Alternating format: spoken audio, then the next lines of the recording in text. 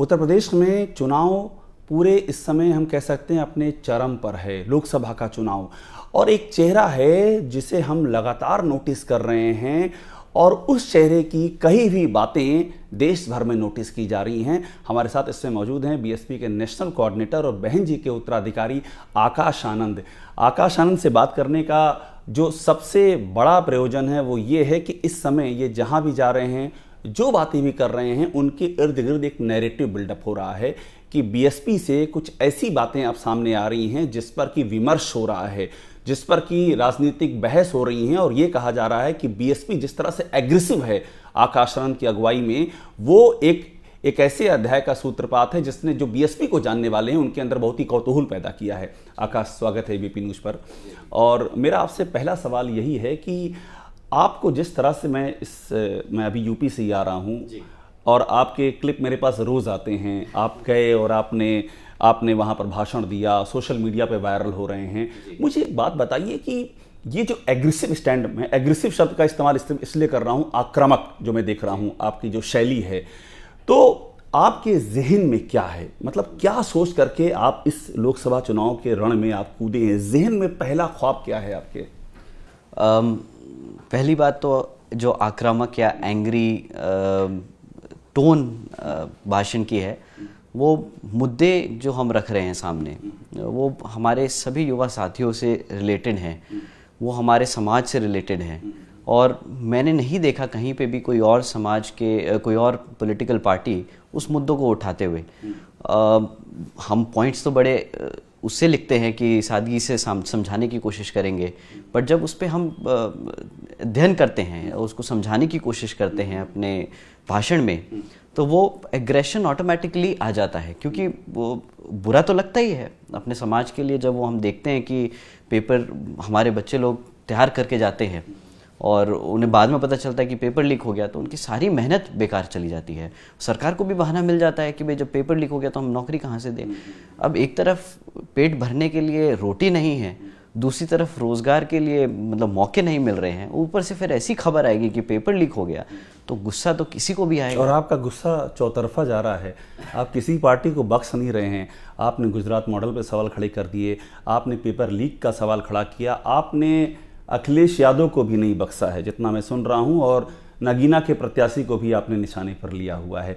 मुझे एक बात बताइए कि अगर मैं पूछूं कि अखिलेश यादव, चूंकि यूपी में ये कहा जा रहा है कि मेन अपोजिशन अखिलेश यादव हैं, अखिलेश यादव का जो गठबंधन हुआ है कांग्रेस के साथ में, आकाश आनंद कहाँ पाते हैं अपने आप को? ये जो लड़ाई यूपी में चल रही है, बीएसपी बनाम अखिलेश और कांग्रेस एक साथ, इस समय इसके बीच में बीएसपी कहाँ है, आकाश आनंद कहाँ है?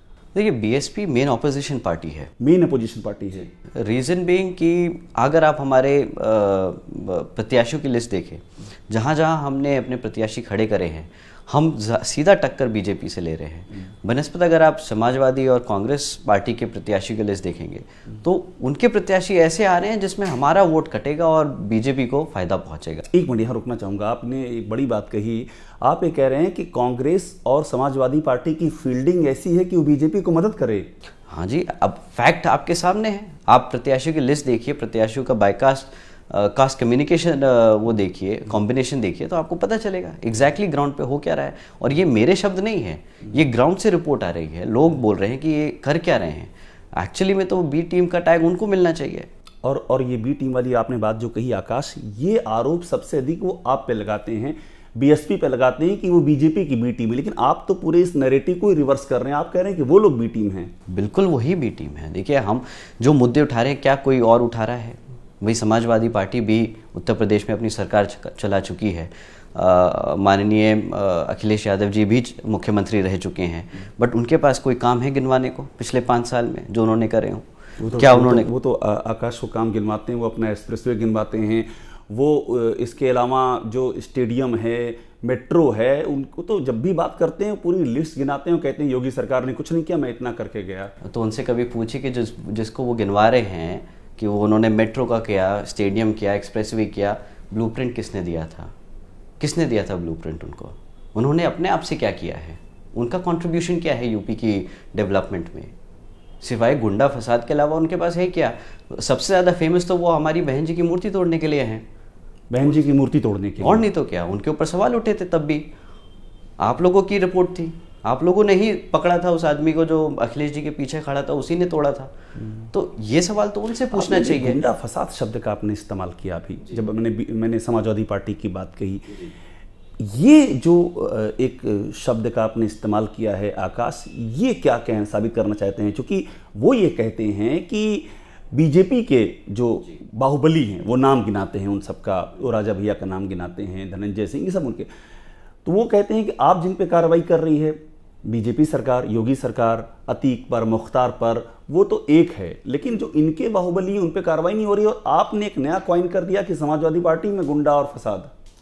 ये मैंने कॉइन नहीं किया है, ये पिछले 15 से 20 साल का हिस्ट्री है ये समाजवादी पार्टी का, कि गुंडा फसाद, जंगल राज, ये सब उनके समय के लाइंस हैं। हमने अपनी तरफ से कुछ नया नहीं दिया है इस चीज़ को। मैं तो आप लोगों के बताए हुए शब्दों को दोहरा रहा हूँ। आप लोगों ने रिपोर्टिंग करी है इन मुद्दों पर। जब इनका राज चलता था, जब ये सत्ता में थे, तो किस तरीके से यहाँ पे लॉ एंड ऑर्डर का क्या हाल था, ये तो आप लोगों की रिपोर्टिंग के बेसिस पे मैं बता रहा हूँ। It was horrible.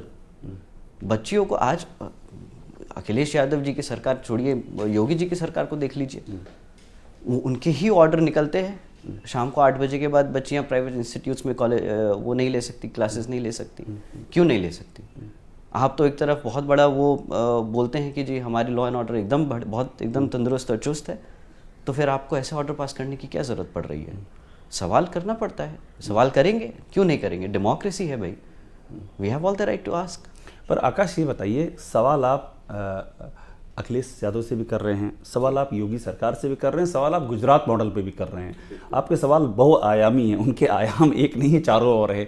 लेकिन अगर मैं आपसे पूछूं, और ये पॉलिटिकल सवाल है, कि आकाश आनंद की लड़ाई किससे है? वो बीजेपी से लड़ रहे हैं या सपा से लड़ रहे हैं? हर लड़ाई में, पॉलिटिकल लड़ाई में आप भी जानते हैं कि एक होता है मेन राइवल। तो आपका मेन राइवल कौन है? देखिए, पहले तो ये आकाश आनंद की लड़ाई नहीं है, ये बहुजन समाज पार्टी की लड़ाई है, बहन जी की लड़ाई है, बहन जी का संघर्ष है, जिसको हम कोशिश कर रहे हैं उनके साथ चलकर। जिस तरीके से उन्होंने युवा को प्रतिनिधित्व देने का काम किया है, तो उस पे हम कोशिश कर रहे हैं खड़े होकर आगे बात बढ़ाने की। और रही बात कि हमारा मेन ऑपोजिशन क्या है, हमारे लिए ऑपोजिशन का कोई मैटर नहीं है। हम ना बीजेपी से लड़ रहे हैं, ना हम समाजवादी या कांग्रेस से लड़ रहे हैं। हम मुद्दों को लेके समाज के बीच में खड़े हो रहे हैं कि भाई अगर रोज़गार की दिक्कत, रोज़गार का मुद्दा है, तो उस पर हम सवाल कर रहे हैं। रोज़गार का मुद्दा हर सरकार में रहा है, चाहे वो केंद्र की भाजपा सरकार रही हो, चाहे वो समाजवादी पार्टी की सरकार रही हो, तो हम तो मुद्दों पे बात कर रहे हैं। आकाश, आप जब भी कोई सवाल उठाते हैं या कोई भी आप लड़ाई लड़ते हैं, तो एक ड्रीम होता है। और मैं बड़ा ही इस ड्रीम को मैं साहित्य की ओर नहीं ले जाऊंगा, मैं एकदम खांटी पॉलिटिकल लेके आऊँगा कि क्या आपके जहन में ये बात है क्या? चूँकि बीएसपी में बहुत सारे लोग ये मांग करते हैं कि बहन जी प्रधानमंत्री बने। जो आकाश आनंद जो लड़ाई लड़ रहे हैं, क्या उसके ड्रीम में ये है? सबका ड्रीम यही है कि हम भारत की पहली दलित नेता को प्रधानमंत्री बनाने का काम करेंगे, बहुजन समाज पार्टी करेगी, और वो बहन जी होंगी। बहन जी, बिल्कुल। भारत की पहली दलित प्रधानमंत्री बहन जी होंगी। ये मैं अभी चूंकि आकाश आनंद का इंटरव्यू ले रहा हूं, तो मैं ये पूछ सकता हूं कि आप इस ड्रीम पे आगे बढ़ रहे हैं? बिल्कुल, हम सब, पूरा समाज, मैं अकेला नहीं, हमारा पूरा समाज उसके लिए लड़ रहा है। और बहन जी ने, हम इसलिए नहीं बोल रहे कि बहुजन समाज पार्टी की वो राष्ट्रीय अध्यक्ष हैं इसलिए, बट उन्होंने काम करके दिखाया है। उन्होंने अपने समाज के लिए इतना मैं ये भी देख रहा हूँ, आप जहाँ जा रहे हैं वहाँ बहन जी के गवर्नेंस मॉडल की आप बहुत चर्चा करते हैं। बिल्कुल। आप लॉ एंड ऑर्डर की चर्चा करते हैं, आप उस दौरान का काम गिनाते हैं। और अभी आपने मुझसे इंटरव्यू में बड़ी बात कही कि अखिलेश यादव ने जो किया वो ब्लूप्रिंट बहन जी के समय का था। जी। मुझे एक बात और बताइए कि आपने जब ये कहा कि आप ये चाहते हैं कि देश की पहली दलित प्रधानमंत्री बहन जी बने, इंडिया गठबंधन बना, आकाश, बहुत चर्चा हुई कि बहन जी भी उसका हिस्सा होंगी। कांग्रेस की ओर से कुछ नेताओं ने कहा कि उनका स्वागत है। अब ये बताइए कि प्रधानमंत्री का सपना बहन जी का जो आप जिक्र कर रहे हो, इंडिया गठबंधन में हमारा सपना है, हमारा सपना है कि बहन जी को, आपका सपना है प्रधानमंत्री डन। तो अब उस सपने को जब अमली जमा पहनाने की बात होती है, प्रैक्टिकल नोट पे जब हम बात करते हैं, तो एक बड़ा गठबंधन बना देश में, इंडिया गठबंधन, बीजेपी के खिलाफ। बहन जी उसका हिस्सा नहीं हुई। ये बहन जी की इच्छा थी वो नहीं हुई, या उन लोगों ने इसको लेकर के कुछ पहल नहीं की? ये हुआ क्या? देखिए, इंडिया अलायंस को लेकर बहन जी ने पहले ही स्पष्ट किया था कि इंडिया अलायंस कह रहे हैं। हाँ जी, इंडिया अलायंस ही है। It is not India alliance. It is not India alliance. How can it be an India alliance? It is an India alliance. क्या फर्क है दोनों में? आप इंडिया अलायंस क्यों नहीं कह रहे हैं इसको? इंडिया अलायंस क्यों कहेंगे उस चीज़ के लिए? आप ये बताइए ना कि अगर कांग्रेस पार्टी का यूपी में कितना % वोट है, कितना % वोट है? जब आप देश के सबसे बड़े प्रदेश में आपका सिर्फ 2% से नीचे का वोट शेयर है, तो आप कैसे इंडिया की बात कर सकते हैं? नहीं कर आप ये सकते। कह रहे हैं कि पूरे देश में उनका रिप्रेजेंटेशन नहीं है? नहीं है, बिल्कुल नहीं है। तो हम तो उसको इंडिया अलायंस ही बोलेंगे ना। रही बात कि हम उसका हिस्सा क्यों नहीं है, बहन जी ने बहुत पहले ही स्पष्ट कर दिया था कि ये हम जो लड़ाई है अकेले लड़ेंगे। बहुजन समाज पार्टी अपने बलबूते पे अकेले लड़ेगी। उसके बाद जो रिजल्ट आएगा उसके लिए बहन जी ने कभी कोई कमेंट नहीं था। उन्होंने हमेशा से कहा है कि रिजल्ट आने के बाद जिसका हमें इस्तेमाल करना पड़े हम उसका इस्तेमाल करके सत्ता की चाबी लेने का काम करेंगे। चंद्रशेखर आज़ाद यही कह रहे हैं कि वो राजनीति में जो दलित हैं, पिछड़े अल्पसंख्यक, उनको वो रिप्रेजेंटेशन दिलाने का काम कर रहे हैं, और ये भी कहते हैं बहन जी का आशीर्वाद है उन पर। बहन जी का आशीर्वाद है, आज तक कौन सी स्टेटमेंट है जिसमें बहन जी का आशीर्वाद है? आप ये बता दीजिए ना। ऐसे तो मैं बोल दूं कल मोदी जी का आशीर्वाद है या योगी जी का आशीर्वाद है या अखिलेश जी का आशीर्वाद है। ये थोड़ी ना होता कि आशीर्वाद है। हरकतें देखिए ना कि एक्चुअली ऑन ग्राउंड काम क्या हो रहा है। भाई आप गए थे इंडिया अलायंस में पार्टनर बनने, आप सबके पीछे सबके दरवाजे खटखटाते रहे, हमें 1 सीट दे दीजिए, हमें 2 सीट दे दीजिए। जब विधानसभा का इलेक्शन हो रहा था तब आप गए थे कि 2 सीट दे दीजिए समाजवादी पार्टी से मांगने। अरे भाई, बहुजन समाज पार्टी ने और बहुजन समाज ने हमेशा अपनी डंके की चोट पे इलेक्शन लड़ा है और अपनी डंके की चोट पर उन्होंने अलायंस किया है, अपनी शर्तों पे किया है। हम कभी भी, हमारा समाज कभी भी किसी के सामने हाथ नहीं फैलाता। उन्होंने हमेशा अपने आप से काम किया है, अपनी शर्तों पे काम किया है। तो अगर कोई 2 सीटों के लिए जाके आंसू टपकाएगा या फिर कॉम्प्रोमाइज करने की बात करेगा, ये कैसे बहुजन यहाँ मैं समाज का आपको हल्का से representation यहाँ मैं बात आपको कर रोकूंगा। आपने कहा कंप्रोमाइज, ये एक बड़ा बात हमने कहा। क्या चंद्रशेखर आज़ाद कंप्रोमाइज कैंडिडेट हैं? क्या वो कंप्रोमाइज हो चुके हैं, और अगर हो चुके हैं तो किसके जरिए, अगर आप क्लियर कर सकें इस बात देखिए, को। कॉम्प्रोमाइज़ हो चुके हैं या नहीं हो चुके वो तो आप लोग ज़्यादा इन्वेस्टिगेट कर सकते हैं अच्छे तरीके से। इसमें मैं आप पे क्या, आप इस पॉइंट पे मैं क्या कमेंट करूं? हम वही बोल सकते हैं जो हम देख रहे हैं। हमें तो अपने समाज का देखना है। वो जो समाज को जिस तरीके से अपने आप को रिप्रेजेंटेशन की बात कर रहे हैं वो सही नहीं है। हम उस चीज़ के फेवर में नहीं है, बिल्कुल नहीं है जी। ठीक है।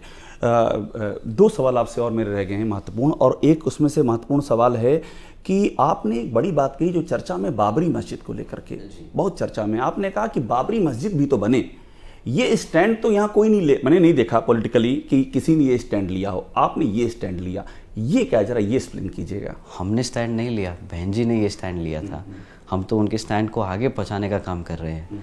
बहन जी ने जब प्रेस कॉन्फ्रेंस करी थी और राम मंदिर का इनविटेशन की बात आई थी कि हमने तो बहुजन समाज पार्टी को भी इनविटेशन दिया है, तो बहन जी ने बड़े पोलाइटली उस चीज़ पे कहा था कि राम मंदिर बन रहा है, ये बहुत अच्छी बात है, बट जब बाबरी मस्जिद भी बनेगा तब हमें अच्छा लगेगा कि हर समाज के, हर भारत के हर समाज को, हर रिलीजन को एक इक्विटेबल राइट। तो ये खुशी की बात होगी आपके लिए कि बाबरी मस्जिद भी बने साथ साथ में। बहन जी ने कहा है कि, और आप चूंकि इलेक्शन के दौर में आप कह रहे हैं इसलिए बहुत महत्वपूर्ण हो जाता है। इलेक्शन हो या ना हो, सबके लिए, सब समाज के लिए लड़ना बहुजन समाज पार्टी का काम है। आकाश आनंद से हम बात कर रहे थे, और आकाश आनंद से बात करना इसलिए महत्वपूर्ण क्योंकि जैसा कि मैंने आपसे पहले कहा कि आकाश आनंद बीएसपी की कुछ जो लकीरें हैं, कुछ नई लकीरें भी दिखाई पड़ रही हैं इस दौर में। चूंकि समय बदला है तो समय बदलने के साथ साथ में ये भी कहा जा रहा है कि बीएसपी बदली है और बीएसपी कुछ नए प्रयोग कर रही है। आकाश आनंद उन प्रयोगों को लेकर के सामने आए हैं, खोल करके इन्होंने बात कही है और इन पर निगाह रहेगी इस पूरे लोकसभा चुनाव में। चूंकि 2027 तक का इन्होंने टारगेट दे दिया है तो 27 तक रहेगी। जो बात इन्होंने कही है हम जमीन पर उसकी सच्चाइयां देखेंगे और इनसे हम आगे भी बात करेंगे। धन्यवाद।